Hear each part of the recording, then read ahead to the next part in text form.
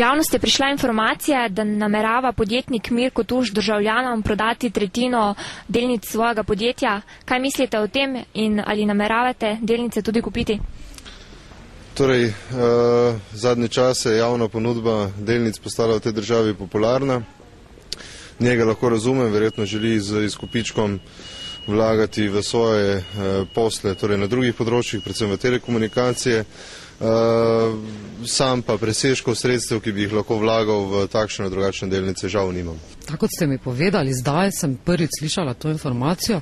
Ne, jaz trenutno nisem v stanju nobenega investiranja takšnega, zaradi tega, ker zidamo novo hišo, tako da bo investicije počakale. Kar se pa mene tiče, pa če gre za dokapitalizacijo, verjetno glede na cene, ker veliko kupujemo v Tušu, predvidevam, da gre morda za majhno finančno težavo, pa verjetno to razlog prodaje.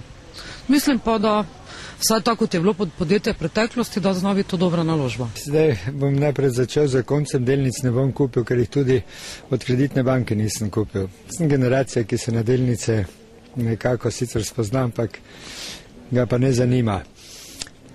Generacija namreč to vrstna vlaganja. Kar se Tuša tiče, mislim, da gre za popolnoma poslovno potezo. Tuš je že dokazal vse kot dober poslovnež in kot poslovnež, ki obvladuje sedanje trende, tako da brez da dosti razmišljam, mislim, da gre za dobro potezo. Mislim, da bodo ljudje kupovali, ker je to danes nekako najbolj zanimivo vlaganje. Ljudje še ne vedo, da se z delnicami da tudi zelo, zelo hitro zgubiti. Ali pa da zelo hitro ostaneš brez delnic. Ja.